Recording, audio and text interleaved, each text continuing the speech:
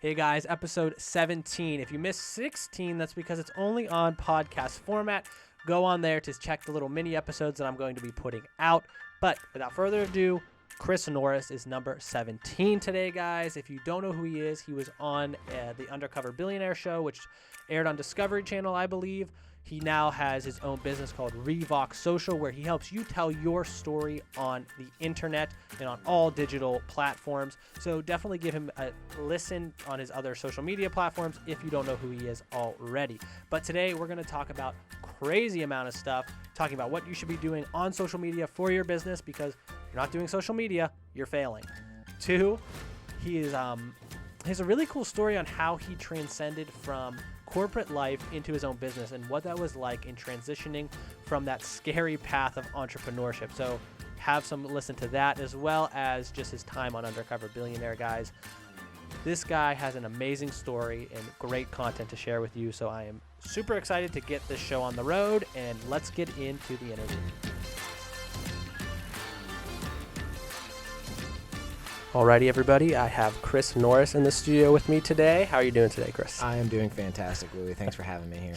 Thanks for coming. So for the people who are listening to this and who haven't heard of you yet, which probably isn't many people after your show, but that you were on, tell people who you are, what you do, a little backstory on Chris. Sure. Well, my name is Chris Norris, and I am recently launched into my own business. I just launched a business called Revox Social, and we basically help people tell their stories online through social media platforms. And but before all that fun stuff happened, I come from Sharon, Pennsylvania, which is about an hour and a half south of here. I grew up tinkering around with video cameras, listening to baseball games on the radio, and just kind of always had an affinity for tech and communication. So went to college, got a degree in broadcast communication. So podcasting wasn't a thing back then, but radio, television, vlogging was kind of a big deal when I was in college. So I have a background in like broadcast comm. So graduated from college, got a couple internships with Major League Baseball team, thought I was going to pursue a career in sports. Obviously, up until about, 15 or 16, I thought I was going to be a Major League Baseball player, but realized that wasn't happening. So I was like, well, maybe I could just talk about baseball and become like a baseball broadcaster. So did the whole broadcasting thing, thought I was going to work in sports. What brought me to Erie, Pennsylvania was a job with the Erie Seawolves. Okay. Yep, and I was doing what was called in-game entertainment back then. So it was pretty much anything related to not the game being played on the field as far as an in-game experience. So it was the Cotton Eye Joe dances on top of the dugout. It was the zany little videos that would play in between innings, or situational music clips, like when guys strike out, playing like a funny clip on Gotcha. On the loudspeakers and stuff. So that was a lot of fun. I enjoyed that. But it burnt me out a little bit because my wife was a teacher. Her summers were free. My summers were busy because baseball is a summer sport. Oh, yeah. So we didn't see much of each other. And I know this isn't a marriage podcast, but that's usually not a great formula for a great marriage. So I decided to pursue a different path, and I got involved in higher education at Mercyhurst University. Okay. Right at that time, like Facebook had become a big deal. Facebook pages for businesses and brands had launched. Instagram was coming onto the scene. Twitter was gaining momentum. And I really caught, a little bit of passion for that. I helped the Seawolves start like a generic fan Facebook page. It was called a fan page back then. So that was kind of where I got my feet wet with Facebook.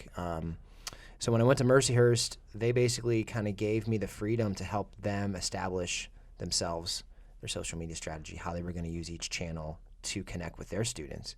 And spent 6.5 great years there. Did a lot of good work, met a lot of great people, and helped really, yes, I helped them evolve in their social media, but man, the stuff I learned in those 6.5 years about the market, about these different channels that, as you know, are always changing, was really valuable, to the point where I was really kind of ready to do more of that. Took a little detour and worked at Erie Insurance for a little while. Then got on the show Undercover Billionaire about a year ago, and just kind of caught the bug to try to go out on my own and do social media full time. And here I am. Wow. So that's about everything. everything. Everything that's worth mentioning. There's all kinds of other stuff I could talk about, but it's boring. And we'll dive into some of that a little deeper here. But you moved to Erie. Why are you still in Erie? Oh, man, that's a good question. I love Erie. Okay. It's been great. I think I got here at the perfect time because it's been 10 years, and the evolution of Erie is so encouraging. What's happening downtown with the redevelopment that's happening, with the entrepreneurial spirit, these tech startups and local businesses that are starting to really hit their stride is really exciting. And it makes me happy to raise a family here. It makes me happy to also try to start my own business here. Man, I've met so many great people in the last year or so that have encouraged me to join that scene of entrepreneurs and business owners and just good people in general that I want to surround myself with. So I am still in Erie because I believe in Erie. I think Erie's a great place, like I said, to raise a family. And there's a lot of good things happening here. And regardless of where I'm at, like 10 years from now, I know that the season I'm in right now is going to be very beneficial to my professional and, quite honestly, my personal endeavors as well. Gotcha. So you're planning on staying here for a little bit longer? Yeah, definitely. I think I got another 5 years on my contract, so we'll see. Then you're a free agent. Yeah, we'll see where you go. Yeah, you got to do your time when you come to Erie. That's right. You went to Mercyhurst. What was your background with social media going into that? Yeah, so I went there to work. I guess I should have said I got my undergrad at Westminster College, which is a small school about an hour and a half south of here near Pittsburgh. But I worked at Mercyhurst, and my background before going there with social media was minimal. Just like I said, Facebook burst into the scene when I was in college, and it was like you had to connect it to the college you went to, or you couldn't even use it. It wasn't like nowadays where you can sign up for an account and set up a page or a profile. You had to kind of get permission into it. So Facebook had become a thing when I was in college, but when I was with the Erie Seawolves, they opened it up for businesses and brands to start using these Facebook fan pages, as they call them. So really got into that. Communicating with the Seawolves fan through this page became fun for me. Even in the off season where obviously there's no baseball, it was a challenge to stay connected with the fan base here in Erie. And that was a great experience for me to figure out ways to engage an audience when there's no product on the field because it's winter. So I learned a lot about what people like to do on social media, specifically from a baseball perspective, because I have a passion for baseball. So when I went to Mercyhurst, that's pretty much all the experience I had was basically, hey, I've been along for the Facebook bandwagon since the start, but I see a lot of other things coming. I had a Twitter account, was still trying to figure it out, like some people still are even to this day. Instagram was kind of new at the time, so didn't have a ton of experience, but definitely had a passion. And the great thing about Mercyhurst was they were also figuring it out. And I remember when I interviewed for the position, I looked at their social profiles, and they were kind of just doing what a lot of people were doing at the time, and auto-publishing kind of across channels. So whatever they put a news release up on maybe their website, they would post to Facebook, and then they would also send it to Twitter, and it would auto-publish to like their LinkedIn account or whatever. So saw a lot of that auto-publishing cross-channel stuff going on. I was like, man, what if I could figure out how to make each channel unique to the many things they had going on. It's a university. So that was kind of my pitch to them was, hey, social media is coming hard and it's coming fast. Can I help us here at Mercyhurst figure out how to best define those channels so that we know that moms and dads of prospective students that are looking at Mercyhurst, we connect with them maybe on Facebook. But the students, these 17, 18-year-old kids that are looking to go to college, where are they hanging out? Well, probably right now, Twitter, but then fast forward 5 years, they were on Snapchat. So always figuring out where the audience was a ton of fun, and that's where I grew the most while at Mercyhurst. Yeah, and that would actually be a lot of fun because you have the school which provides the content, and it's just your job on how to distribute it. Absolutely. It's not like, because like in my situation, it's I have to create the content, I got to find out which platforms to put it on, I've got to put it on those platforms, maybe run ads, and it's like in that position, you're just kind of like the conductor of how it goes. Yes, you're right. It's a difference between being like a self-sustaining, social media manager and one that's more of like just a general social media manager that's here's all this stuff we got going on, figure out how to distribute it. Or like myself, and as you know as well, I am like the content. I have to produce the content. Yes. So that makes it difficult. But being that conductor, I like that actually. Being that conductor taught me a ton about give me your content and how does it distribute it? Even if it's the same piece of content, Yeah. where does it best fit and how it's presented creatively as well? Exactly. Yeah. Now, with that time of getting into Mercyhurst with very little experience, one of the things I've noticed in Erie is it's very hard to convince businesses that they need to be on social media. What are maybe some things you learned getting that position and trying to, maybe you didn't have to, but sell Mercyhurst on the idea of social media to now trying to land clients to get you to work on their social media? Well, social media has changed a ton. Unfortunately, in some ways, it's changed to be more of a platform for advertising and shouting at your customers. But in the early years, it really was just like this kind of glorified chat room or forum, where you jumped on Facebook and not everybody was on there, and you could find kind of niche audiences and your friends and your college roommates and classmates to connect with. So my pitch early on was like, man, this is the place where people are talking about your college or your business. Don't you want to be there to be a part of those conversations so that you can figure out what people are saying? So that was kind of the thing with my early years at Mercyhurst, with students, this younger generation.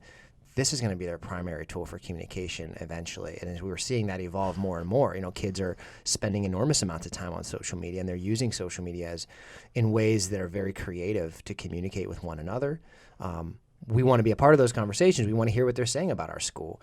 So one of the best parts about that process was basically being that social media conductor, as you said, and sitting there on a daily basis and monitoring hashtags and seeing what students were saying about getting their acceptance letter, touring campus, visiting Erie, intercepting. I say intercepting as if it's like a sports term, which it is, but intercepting those conversations and interjecting as the brand, and in this case, Mercyhurst. So one of the most fulfilling parts of that process was somebody would say they were coming to Erie and they were going to visit other universities that were here, including Mercyhurst. And we would always jump on that tweet or that post and say, safe travels. We hope you enjoy your time in Erie. We hope you enjoy your tour of campus, obviously Mercyhurst campus. Yeah. And we were beating other people to the punch at that time, because nowadays that's common for anybody to kind of communicate that way. It's great. It adds that personal touch. But back then we were like kind of ahead of the game, because you would look at that tweet and we were the only ones that were commenting on it. We were the only ones saying, we hope you enjoy your time. Let us know if you need anything. And that was fun. So communicating with these customers, if you will, college students, was what I really sold them on. We need to do more of that. Nowadays, though, it's similar. I mean, these businesses, especially small businesses, like that's how people talk, and word of mouth marketing will always be a thing. Yes, forever. Forever, absolutely. And if you can be in the center of those conversations, maybe not always being replying, but at least listening. You want to have a pulse on the conversation. And what I'm kind of looking at that is when you reach out to someone, especially in the early days when not many people were using it, I can only imagine the sense of satisfaction that person got when Mercyhurst tweeted them back. You know what I mean? Yeah. It's like when I tweeted something a little while ago at Pizza Hut about like this video game that I used to play as a kid, and they had an ad on it, and they tweeted me back, and I was like, oh my gosh, this is so cool. So obviously back in that day, it was easier to make that experience because you were the only ones doing it. There wasn't a lot of competition. How can businesses today create that experience of, oh my gosh, like they know me or they connected with me, to help create, like solidify that customer? Absolutely. Well, you're right. It never gets old, man. I mean, it never gets old, especially from a bigger brand. When they reply to you, you're like, oh, that's really cool. They're listening. They clearly care what their customers are saying. It's the equivalent of walking into a bagel shop and ordering a bagel, and the person looks at you and saying, what'd you say? It's like, are you listening? Like, I'm your customer. I'm about to pay you money. So the same goes for social media, man. If you're on there, whether you're happy or you're sad or upset, I should say, you want to be listening to what customers are saying. So if you are a small business owner or a brand, or you offer a product or service, you do have to invest some time in seeking out those conversations. That can be as simple as searching hashtags here locally in Erie. There's lots of them, that are specific to our city here. The My Erie hashtag craze, Erie PA, Love Local, all these like niche hashtags that people are using and having conversations around businesses and services in Erie. Searching those hashtags is one place to start. See what other people are doing. Location tags are huge too, specifically on Instagram as well. If you're in Erie during the summer, man, if you click on the little location tag, you're going to see lots of beautiful sunset photos. You're going to see people spending time outside. There is nothing wrong with commenting on those photos as yourself or as your business and saying, we're glad you had a great time in Erie. You don't always have to sell.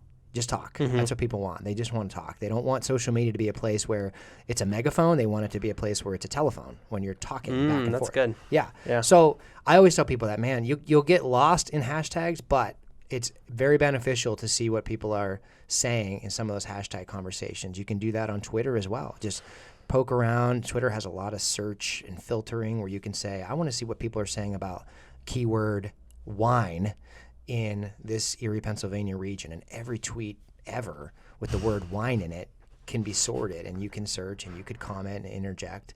So that's what I usually tell. Those are just a couple ways that if you're a business and you want to spend time talking to customers or communicating with them or listening and see what they're saying, just spend some time poking around hashtags and try to figure out ways that you can communicate even more so than you create, because a lot of people get hung up on, I'm a business owner, I'm really busy, I need to post 3 times this week because I listened to this podcast and they said I should be posting 3 times a day, but I don't have time. Well, try actually, if you've got 15 minutes, instead of worrying about what you're going to post, spend those 15 minutes doing what I just said.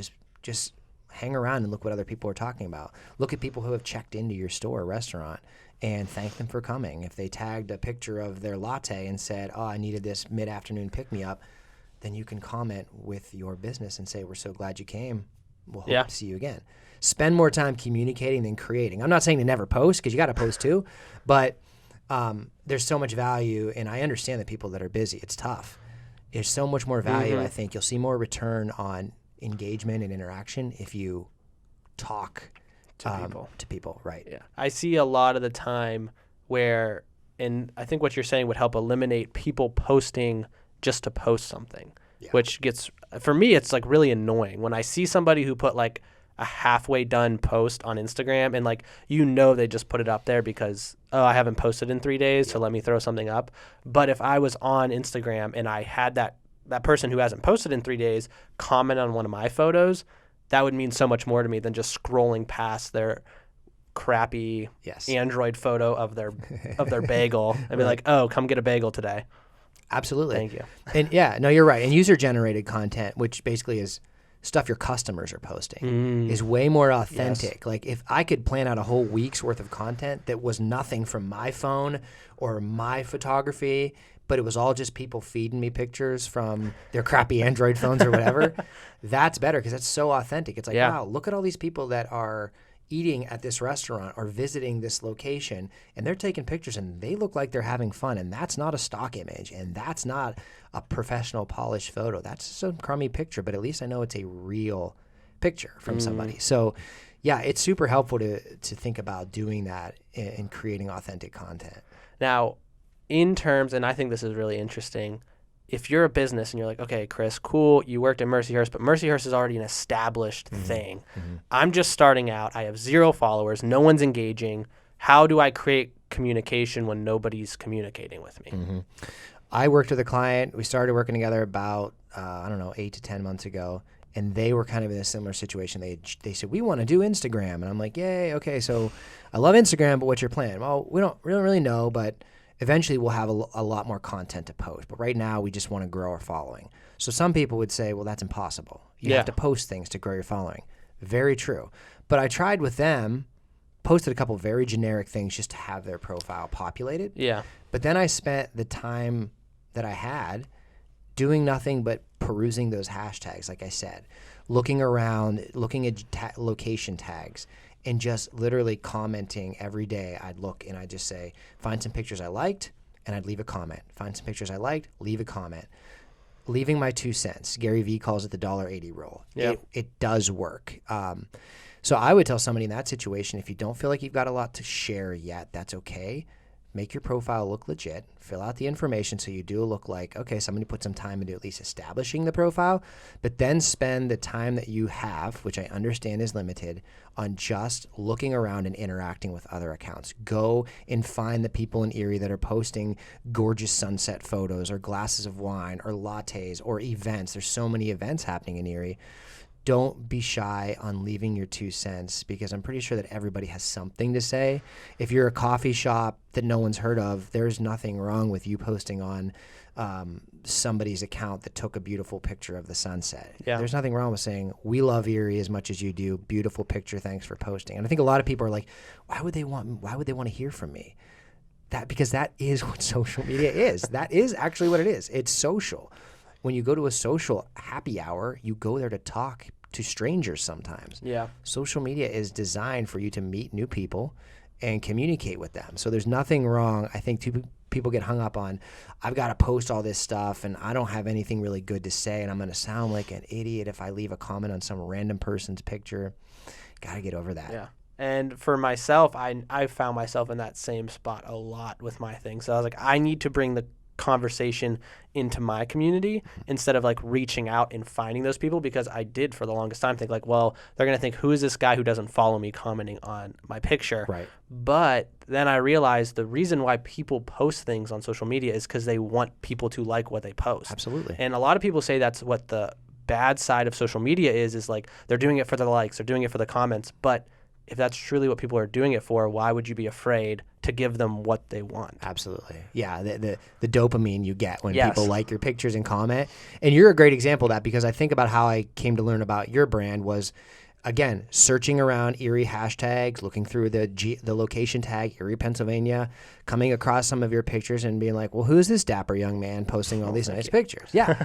And then learning, okay, I see who he is, I see what he does. I don't know much about him, but based on, looking at your profile, I understand what you want. And the good thing about looking at your profile, my first impression of you was he's not out there shouting at people, telling them how they should dress, what they should be doing with their wardrobe.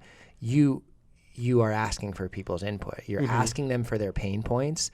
Hey guys, on a tight budget, what are you struggling to update in your closet? Or what do you like a pop of color in your ties? Or you're asking people for like what they need help with, instead of being like, this is who I am and this is how you should dress like me. Here's all my advice. You're not yelling at people. You're conversing. I try with not them. to. Yeah. Yeah. So that's a great example of what you're doing that other people can do as well, is just ask your customers, your followers, like, hey, what are you struggling with?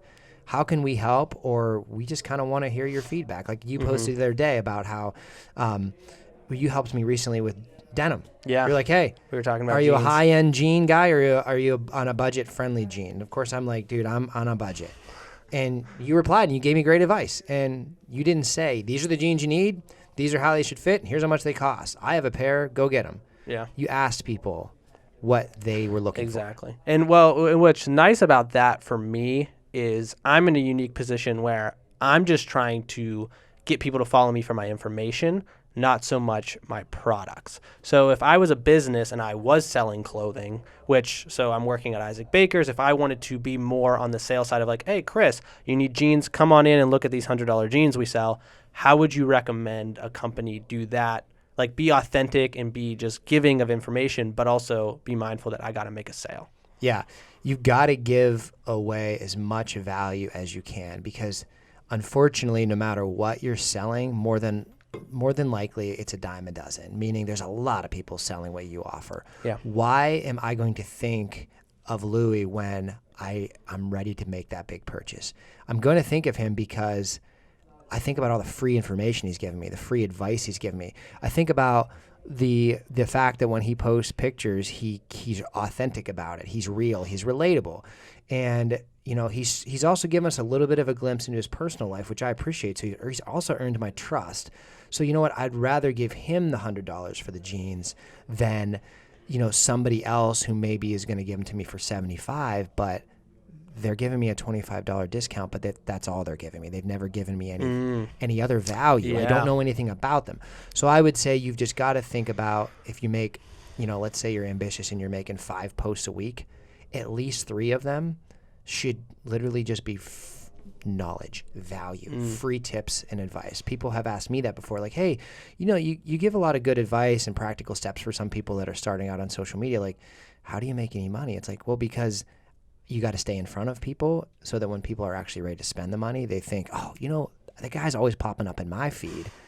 I'm going to spend some money now with him because he's always showing up giving me value. So keep giving value. Don't always think sell, sell, sell. Think more share, share, share. Yeah. And something that I've been thinking about recently, which I haven't like really talked about it till now because I don't know what I think about it yet, but what are your thoughts on a business that sells a product that recommends other products in their same industry to people like in like their messages? So like if I did sell jeans for $200 and you're like, Lewis, I need some jeans, and then I recommend you to Old Navy instead of trying to sell you my jeans. Because like I feel like that's a big no-no, especially in Erie. It's like, no, my product should be there, sell my product. But what do you think that does for building trust with a customer? I think it's authentic. I think it goes back to, am I talking to somebody on the other side of this phone or social platform that's like a relatable human that knows, look, I know I do have the best product and I want you to come give me your money, but I'm going to just be honest with you until you can get the same value for a better price somewhere else. I would rather have that trust, because whether you realize it or not, that's what you're doing with social media. You're building trust with your customers. You're earning their respect. So that's an interesting perspective, because I don't want to tell somebody to go out there and start promoting other people's products and then their business goes under and they say, well, I heard it on this podcast. This guy said Chris told me to do this. No, there is a balance though. And I think that, again, if you can make yourself a relatable human being on the other end of that social media account that says, hey, even if you direct it to a private message and say, send me a message, I might have some other options for you. People see that in the comments and go, wow, that's a person on the other end that values somebody on a budget or isn't just out there to sell. They literally have the customer's best interest in mind. Like, we just want you to get what you need and look back one day and say, hey, thank you for helping me do that. Someday when I'm able to, I am going to come spend that extra money with you because you led me in the right direction, and I appreciate that. So I wouldn't say do it all the time. I wouldn't say make it a part of your social media strategy to constantly be sending people elsewhere. But anytime you can humanize it and make it relatable to somebody, if they're a great example would be if you posted something about your jeans, if we're going to stay with that example, and somebody on there's like, these jeans are $100. Who can afford $100? And that comment is a public comment. And you're like, oh man, that doesn't look good. Well, instead of deleting it or hiding from it, reply and say, hey, we get it. Not everyone can afford $100. Shoot us a message and let's talk about what you can afford. And then at least it shows, wow, they replied to that comment. They didn't say, hey, quit, trolling our account. And who knows what happened behind the scenes, but like in the case for you, you did direct me in the right way. You said, hey, Old Navy's got great jeans. They do, guys. They do. And I literally went and bought 3 pairs. So Old Navy, they need to. I should get a commission for that. You should get a commission. It was great advice. And someday when I'm ready to buy $100 jeans or get my suit tailored, I'm going to think of you because I'm going to remember just that little bit of advice you gave me. And I like the idea of, hey, send me a message and we'll talk, because maybe it's not the best idea to put in a public comment, Old Navy has amazing jeans. Right. And everyone's like, well, then why am I buying his jeans? Right. But it gives you the opportunity to, one, maybe talk them in. Well, these jeans are going to last you longer. They're going to fit you better. Old Navy's great, but after a while, you're going to start seeing split seams, like where you can do that back and forth, but also be like, but if you need Old Navy, that's probably going to be the best for you. And not make it look like, oh, yeah, once a week, guys, post one product that you don't sell that your competitor does and promote it. Like, make it a more authentic. And something I've noticed is creating conversations with people in direct messages creates such a big, like, people won't reply back in a comment on a photo. They'll be like, oh, love your suit. Oh, thanks. They're not going to keep talking. But in a DM, they feel like it's just a text and they can go back and forth. Absolutely. It's a conversation that you take offline. I always tell people like that are like, oh, somebody wrote a nasty comment. Like, what do we do? Do we delete it? And my rule of thumb is no, you never delete it unless it's vulgar or a personal attack, like bullying. I think if people are mad or angry about something, always push them to an offline conversation. Here's a phone number you can call. Here's an email you can use, or let's talk through DM. Yeah. And a lot of times, believe it or not, once you put the ball in their court, they'll be like, all right, I kind of just wanted my comment to be seen, and I wanted to feel cool about it. But they actually replied, and they're kind of telling me, all right, well, let's talk this out. And I don't want to. I just want to yell and be angry. So you're right. Push them to an offline conversation. And man, one thing I love about Instagram that you made me think of was the voice memos. I've actually had brands, more like personal brands that I follow. Specifically, an example would be like, I follow a lot of like young fathers. I'm a young father myself. And, you know, specifically in the fitness industry, like how do you have a child and not give up your physical fitness, you know, because I've always valued being active and being, you know, physically in shape. So this one guy I just follow his like little dad workouts and stuff, which are super helpful and they're always like free. One day I randomly opened my messages up and he has thousands of followers. And I have this message in my DMs from him, voice message.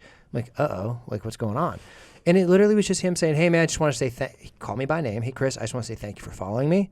I hope that my content gives some value to you in whatever season of fatherhood you're in. And if I can ever do anything more for you, like, you know, here's this soft sell, like maybe I could put together a customized, you know, fitness plan for you. Let me know. Blew me away. Like he took the time to send me, and now I knew what his voice, it was just weird. It's like that personal connection that we crave as humans was achieved. Now explain how you felt when that happened, like your personal feelings, because I think that's important. I know some people are going to be like, oh my gosh, so creepy. But I thought I was blown away. I thought it was cool because I appreciate that he used a tool like that. He took a risk, and I just thought, you know, I know who he is because I follow him. It's not like he randomly found me when perusing #dadlife and was like, hey, I know you don't follow me, but you should. You know, you look like you're in really good shape. Or like, oh, that's weird. But he didn't, you know. I follow him. I kind of feel like I know him, but I've never actually talked to him personally. So him just sending me that little 30-second like voice memo added that personal touch that is what people really do want, in my opinion, on social media. So I was not creeped out. I wouldn't recommend sending like cold voice memos through DM to people. But if you know someone's regularly interacting with you, they like your stuff, every now and then they comment, maybe someone's always giving you some love on your post, shoot them a private voice memo and say, hey, it's Chris. I really appreciate the fact that you like my pictures. I hope I'm adding value to your life. If you ever need anything else, here's my personal phone number or some crazy thing like that. As much as you can personalize it, the better. Yeah, and actually that's the reason why I wanted to ask you that, is because that was a big hiccup for me in the podcast, my Aspiring Gent stuff, is I heard a person talk about, hey, you should reach out and just talk randomly to customers. And I was like, why would I do that? People are going to get so freaked out. And it was actually, her name is Jasmine Starr. I don't know if you know who she is, but great business advice. And she was like, yeah, I just randomly go through, I just scroll through my followers, pick one, send them a message. And I started doing that. And I realized two things. One, I really started finding out why people follow me. And they were like, oh, dude, I followed you on YouTube. You have great tailoring content. Came on here, great stuff on here too. So now I know, well, most of these people are telling me that I should make my Instagram more about tailoring than about just random style advice.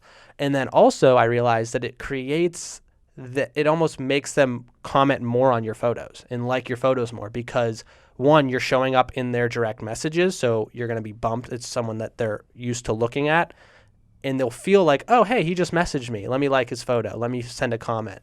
So I had to get over the fact that people don't get creeped out. We're past the phase where I just signed up on Instagram just to see what it was like. Oh gosh, people are messaging me. It's like, this is life. Yeah. Like, this is how you talk to people. And it was a huge unlock for me. And also how I got to grow so much in my following is because I just reached out to people. So they followed and they stayed instead of stayed for a little bit and then left. Right. Absolutely. At the end of the day, I love social media. I love everything about it. But what we're doing right here, the face-to-face, is what will always be the best. So the more you can get to that point, the better. So if it starts with, I found this account by looking at tailoring hashtags, seems like a nice guy, I'll follow him.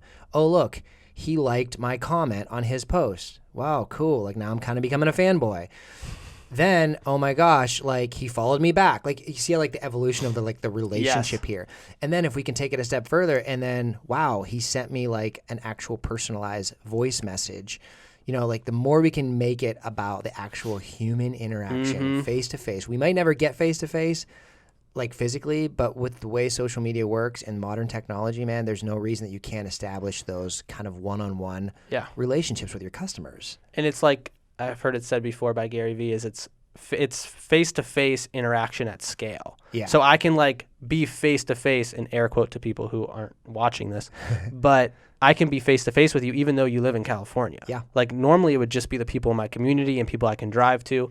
But even another step that I've been doing is I've been going into the accounts that aren't private and liking and interacting on their posts. So like I'll send you a message and then I'll go through and like 3 of your posts and write a comment on one of them. And people like, they love it. I didn't think they did. But I think it's huge. It's a great practice that you're doing. You should keep it up because you're right. You're just personalizing yourself, and you're showing people that you aren't just auto posting. And, you're actually spending time going through and looking and learning about the people that follow you. And kudos to you for asking people like what they like about your account, because we could be just throwing stuff at the wall and thinking, oh, people love when I post this kind of stuff, and then it's like, have you ever asked them? Well, how do I do that? There's 100 ways you can do that. There's and one of the so ways many is just to DM them. Yeah. Exactly. Now, for me, again, it's unique and it's easy because I branded myself as myself. You are yourself on Instagram. How do you do it when you have a logo instead of a face on your profile? How do you create that authenticity? Maybe you're a very ditzy, clumsy to yourself or very speak what I say and don't really care much what people think about me type of person, but you have a business that you're running. Yeah. What is your suggestion for that? This is fresh water for me because I just launched my own branded business accounts as well, because I am starting a business and I want to have a brand built around the business, not just me. Yeah. Because I think for me it's hard to I have all kinds of other interests outside of social media. I felt sometimes like I was restricting who I wanted to be on social media based on like I'd always have this feeling like, man, if I'm telling everybody I make my money from helping them with social media, I need to post more stuff to social media on my personal profiles.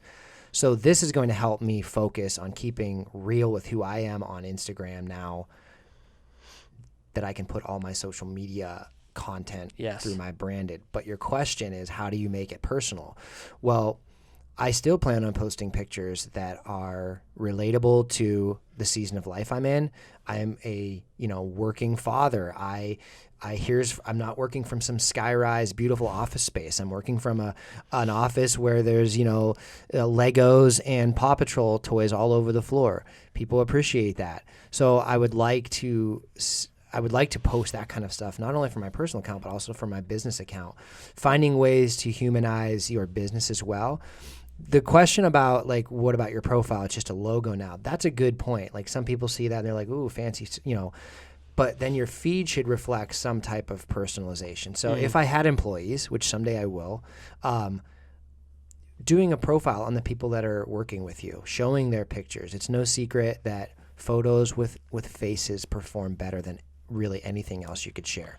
So highlighting your employees that work for you and, what are their interests? What do they do outside of their 9 to 5? Showing, profiling and highlighting some of your customers.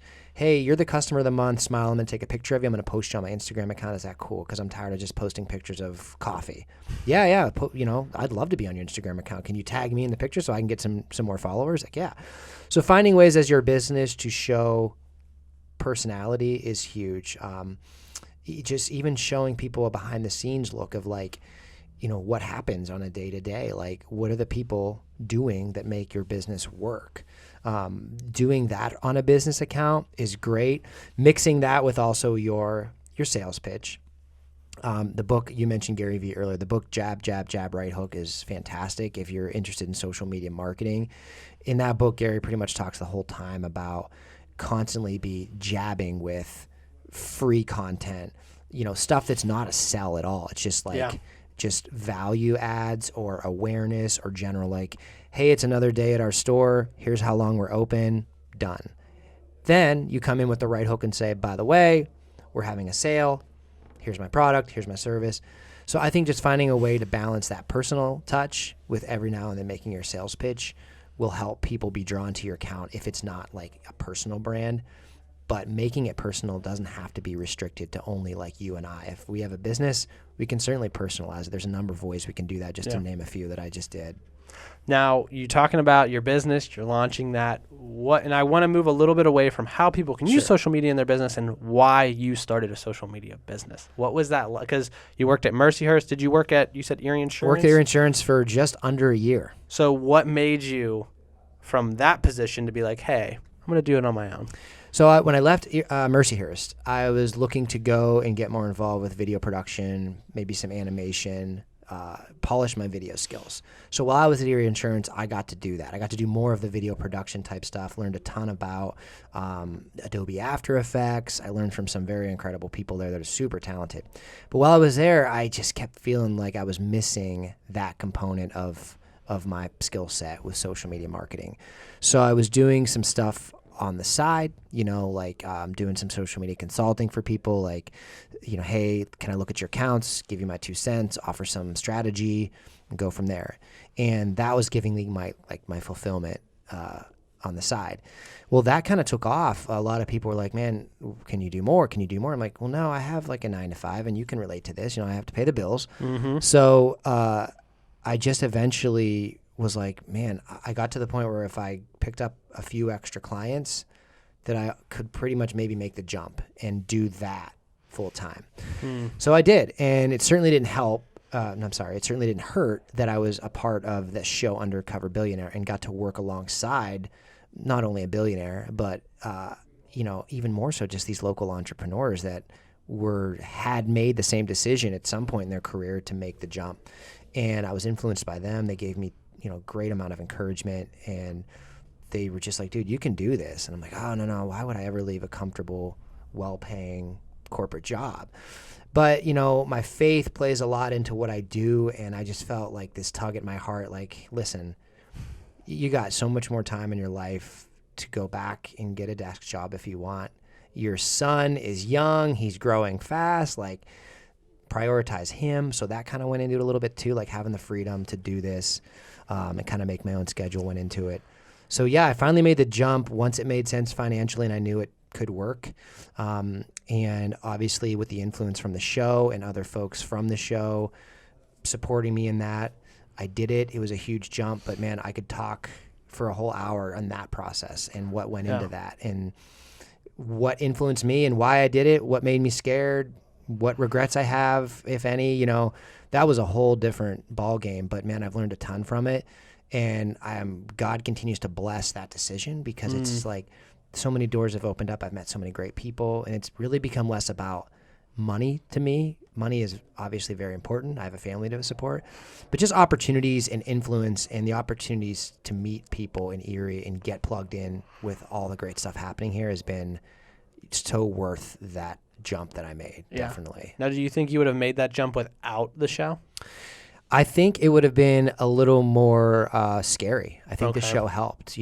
Glenn Stearns from the show, he had a talk with me, and I'm sure people remember the scene where I got like lambasted, but believe it or not, that stuck with me about how, you got to just do it, man. Like, I think he told me to be a bulldog or something, which I believe had to be somewhat scripted because the show was called Under. Maybe. Yeah. But that did stick with me. And I thought, he's right. Like, this is a guy that's like 50 in his mid 50s that did the corporate thing his whole life. And now he's like, hey, I'm going to go out and try to start a new business with, $100 in my pocket here. And I'm like, well, I don't want to be that old before I decide to go out and try to do my own thing. So I was kind of motivated by him in that regard.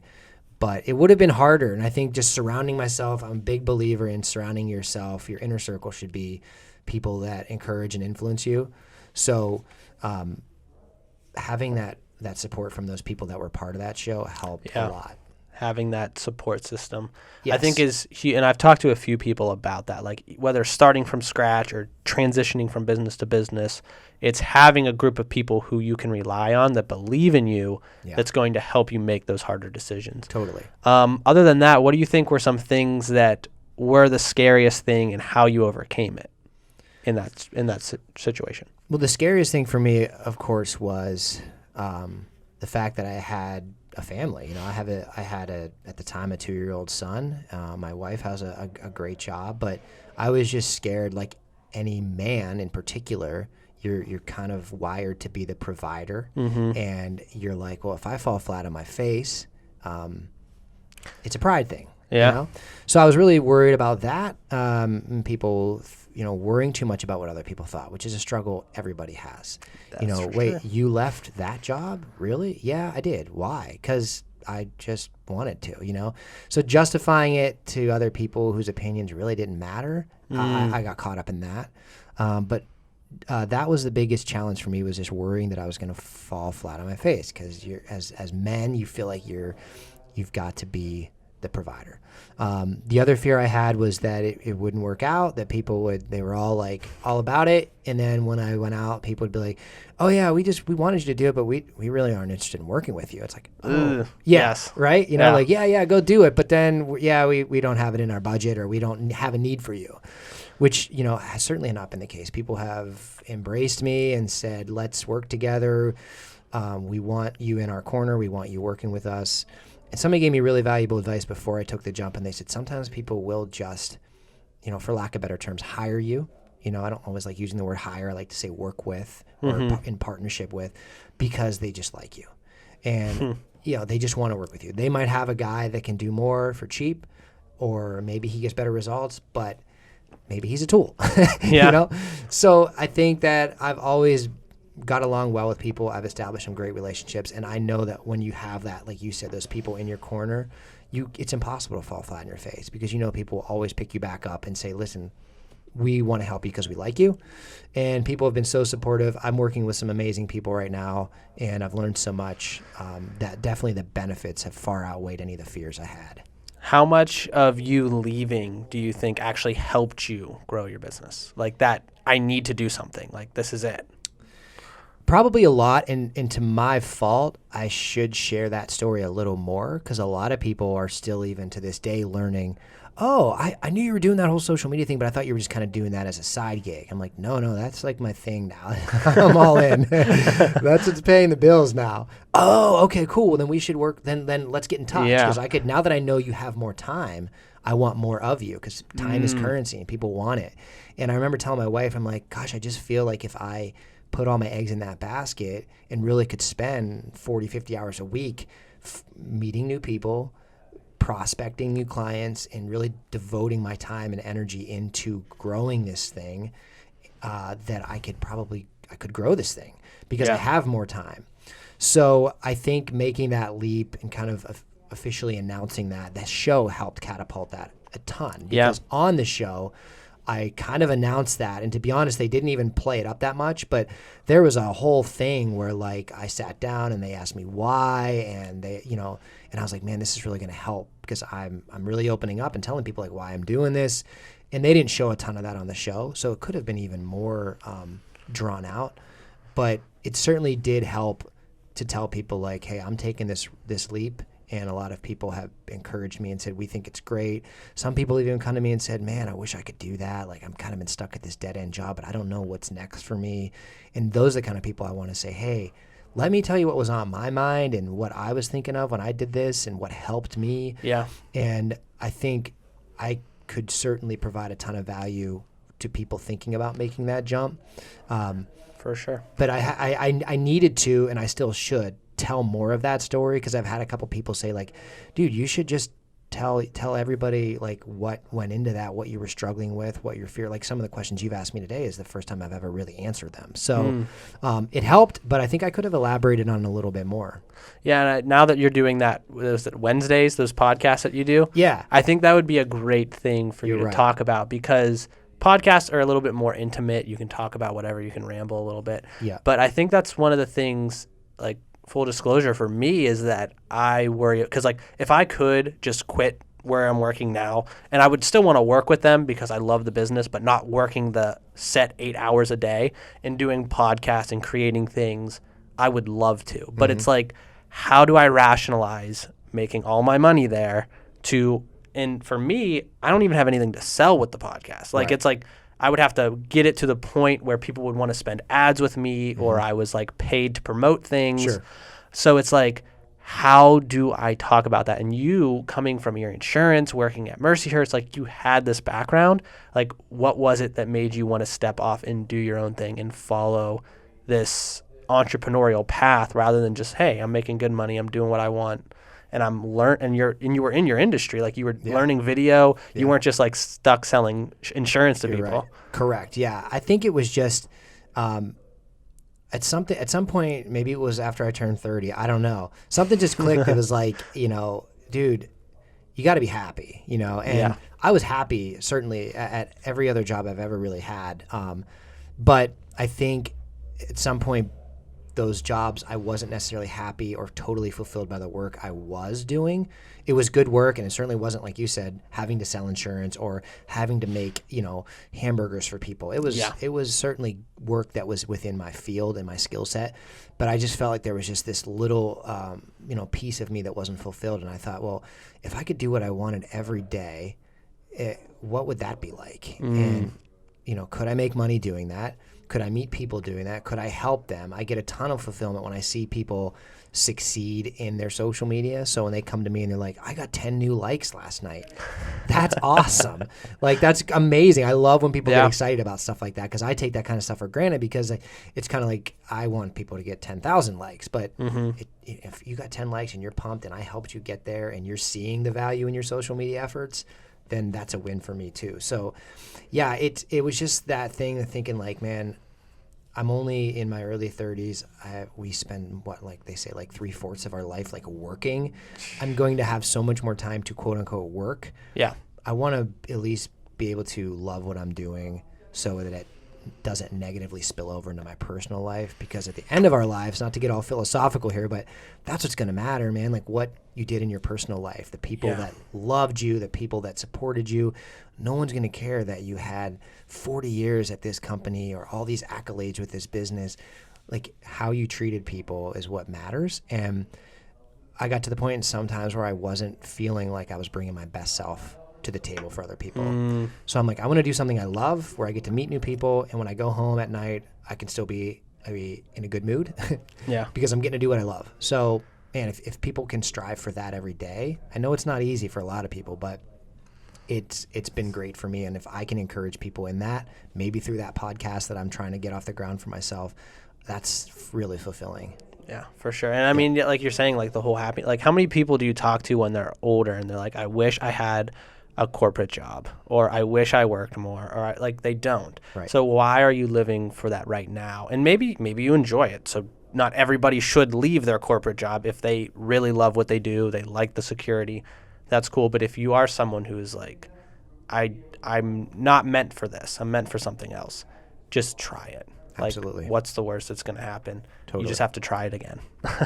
Absolutely. Yeah, you've got to be fulfilled, because you're right. Like at the end, that nobody says, "Oh man, I had this great job." No, they think about the people that are surrounding them in their final days, not their accolades from work. Yeah. It's got to be about what makes you happy and gives you fulfillment in your life, because otherwise, you're stuck. Now, something that I do want to ask you about moving forward into this whole social media branding strategy, how do you set yourself apart from everybody else who's doing it? Because I feel like, especially in Erie, it's starting to become like a trend, like it was photographers a little while back, and still kind of is. But how do you get clients in a saturated market where everybody's trying to do it? Not everyone's doing it well, and people in Erie are kind of stingy. Yeah. Oh, totally. That's a great question. Honestly, personalization. I am not an agency that's going to accept anybody and everybody. I want to meet with people first and figure out if it's even a good fit. And if I don't really like what you're selling, or I don't think we jive when we met for coffee, we didn't hit it off, then you should go find someone else. I want it to be about the relationship. If I believe in what you're doing and I want to help share your story through social media, then I want to work with you. Luckily, I'm at a point where I can be a little bit selective with who I work with. I know that from what I heard from a lot of business owners was they were working with like agencies who do a great job in the local market, but there wasn't a ton of personal touch to it. It was, here's what we're paying for. We delivered your 5 Facebook posts a week, and now let's get paid. And for some people, that's fine because they kind of rope it into a huge advertising budget. Yeah. But I would rather work with the person that's like, honestly, I would rather work with the person that's like, I got a lean budget. I just opened this coffee shop. What can you do for me with this budget? Because I want to succeed. And I want to work with those kind of people that are kind of really depending on me to help them share their message through social media. And nothing is cooler than seeing it work for them and them to continue to say, man, we want to work with Chris because he's kind of invested in what we're doing here. If I'm not invested in it, I don't want to do it, to be honest. I'm not just going to work with you because you're offering to pay me. I want to believe in what you're selling and connect with your service, your product, your brand, and teach you some honestly fun ways to share that story, some creative ways to connect with customers through social media. So that's the best part. Yeah. It's kind of, I'm working on my elevator pitch, but that's kind of the long version of it. Now, do you do a lot of like, I don't know if it's cold door to door asking people, hey, do you need someone? Or do you have a lot of people coming to you? For the first like 6 to 8 months there, when I was out on my own, I was like prospecting. Like I would write down 3 names of either businesses or people that I knew that were connected, and I would just shoot cold emails, DMs, whatever, calls, old-fashioned phone calls, whatever. And so I did that for a while, but a lot of it has really been to other people's credit, word of mouth. It's been, hey, we saw that you started your own business, or we heard from so-and-so, or we saw on the show Undercover Billionaire. Let's talk. Now, I'll be honest, at the beginning, there was a lot of those people, and they were all excited, and then they kind of were like, oh, so you charge, and it's like, it's a service. I'm like, yeah, it's like my business. It's not free. Right.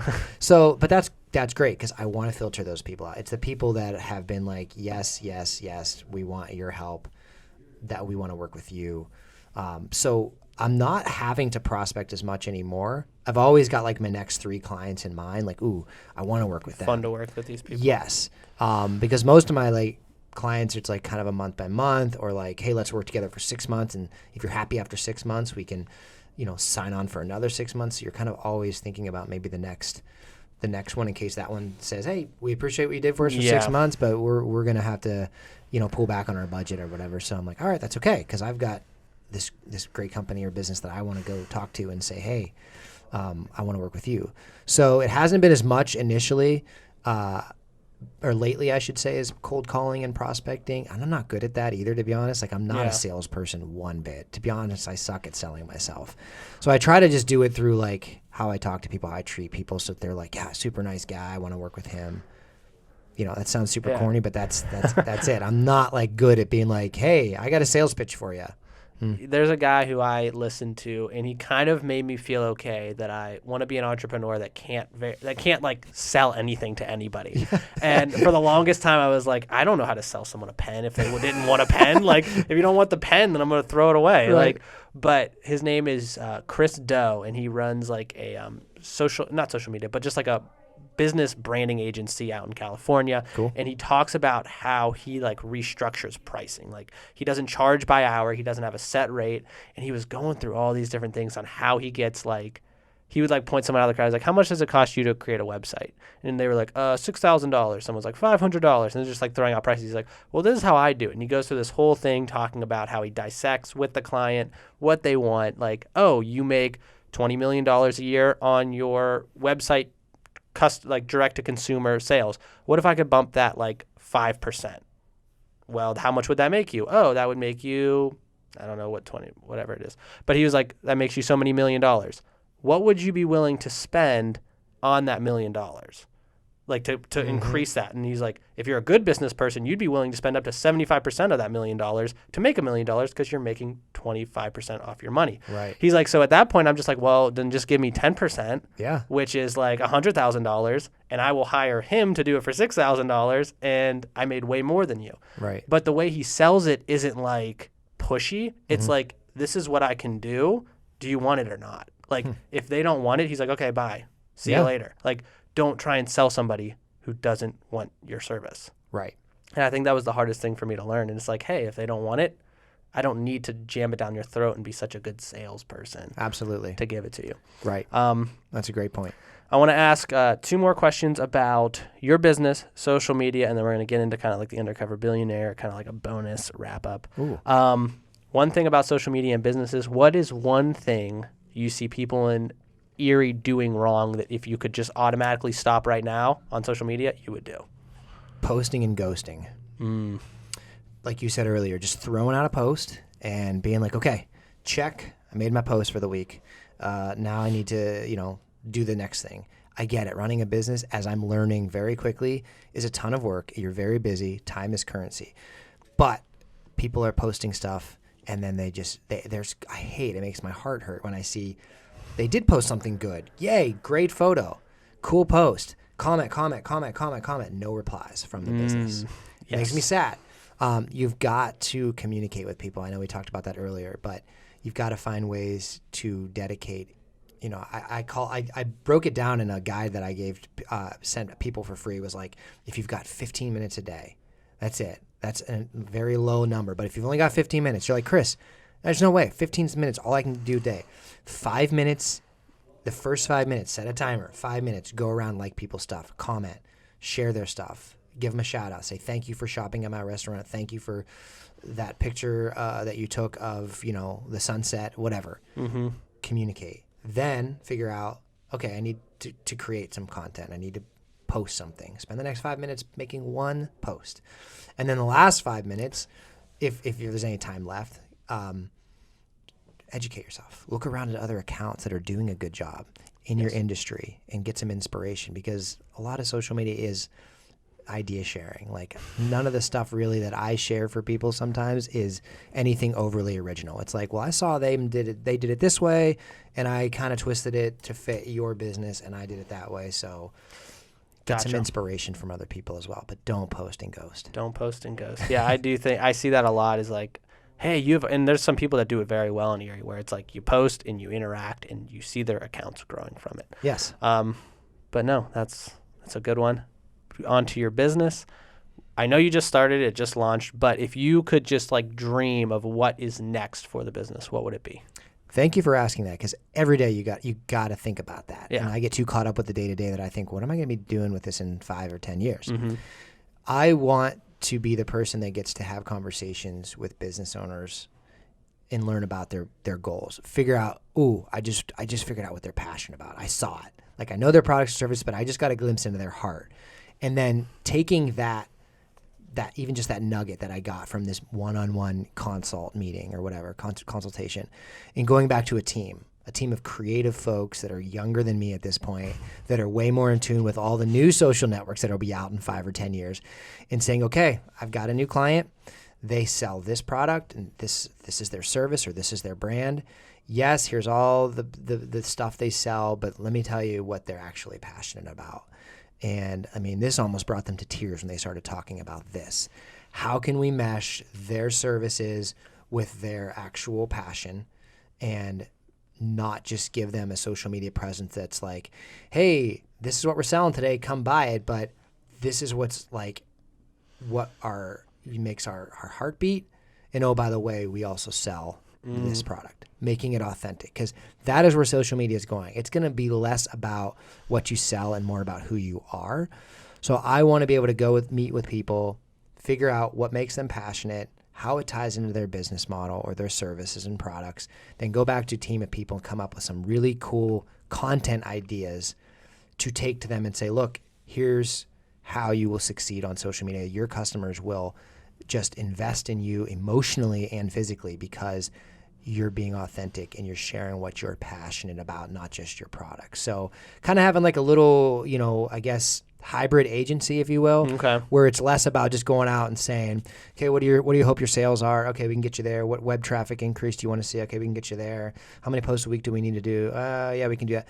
More about like, hey man, let's just talk and let's figure out what you're passionate about. And I've got a group of people that has some really cool ideas, some great skills, and they're younger. They can connect with your audience. We're going to come up with some really awesome ways to share your story online. So it kind of goes back to that whole conductor model where you're out there, you're getting the information, what makes them tick. So I guess my question for that is what, other than having the team of creators that would be so cool to like go back to and have them do that, what's kind of stopping you from having those conversations and making that what their social media is about now?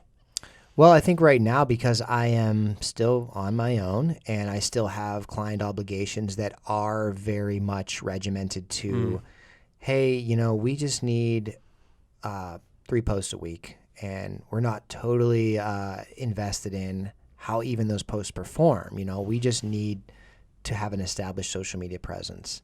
I'm okay with that. I get to still have some creativity with that. Yeah. And I still get to see results with that, but they're less worried about that than me. Gotcha. So some of those obligations and that time commitment, pulls me back a little bit from getting to meet with people, but I still get, I could do it right now. I still get to sit down with people and talk and discuss their goals.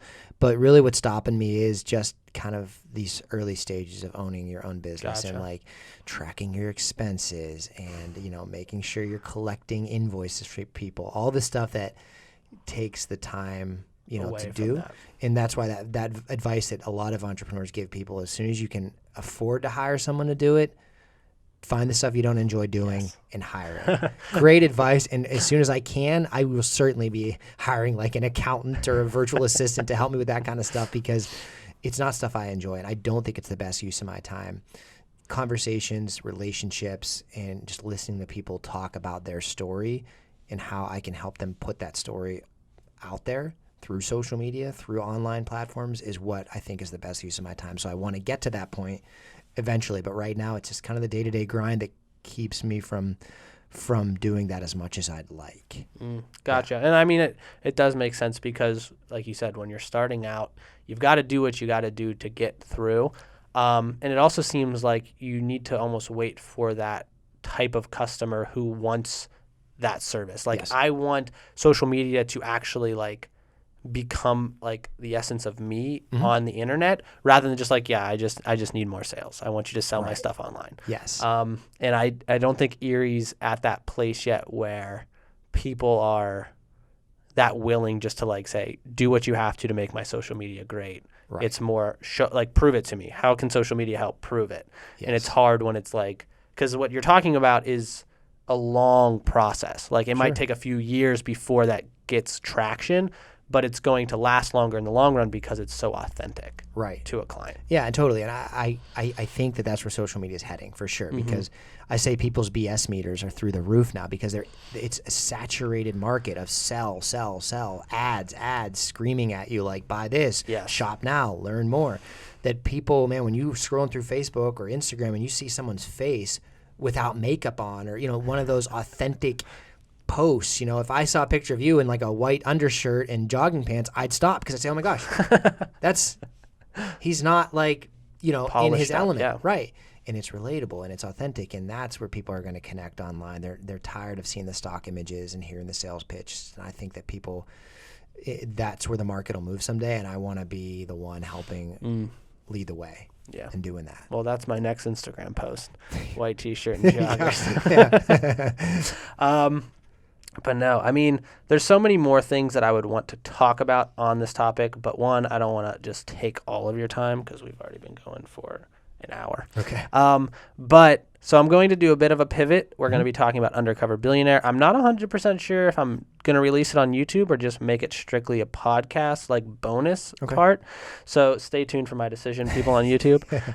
But it will be posted separately. Now, before we end it up, what are some ways people can get in contact with you? Something that you might want to promote, something you want to say to people? What would that be? Well, definitely. If you could help support me in my new business adventure, I would just love people to check out revoxsocial.com. Just got the website up. It's just got a little bit of basic information about how I can help local businesses with telling their story through social media. And then my social channels are on there as well. I'm on LinkedIn. Personally on LinkedIn, and then my business is also on Instagram and Facebook, so you can search for Revox Social on Facebook and Instagram. And if you want to just follow me personally, that's actually what I'd love to connect with people, and like we talked about earlier in the show, I like being social on social media. I'm Christopher J. Norris on Instagram, so just find me and send me a message and tell me more about how you're using social media. I love getting ideas from other people, what works, what doesn't. And I'm always open to answering questions and giving some pointers, because I've tried a ton of stuff that works, stuff that doesn't, stuff that saves time, some that takes a lot of time. But connect with me online and keep listening to Louie's podcast.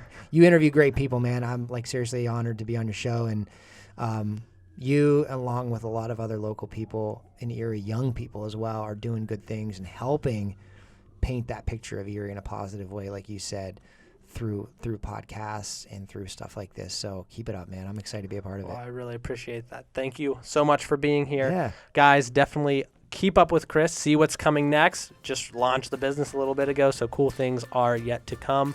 But yeah, thanks for watching, guys.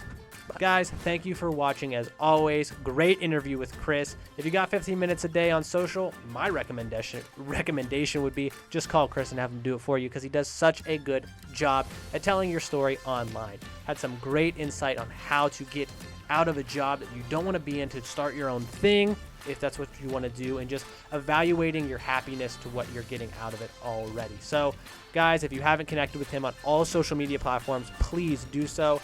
Check out his Revox social media, because he is putting out quality content all the time that I've just been loving and engaging with. So it was great to have him on the show.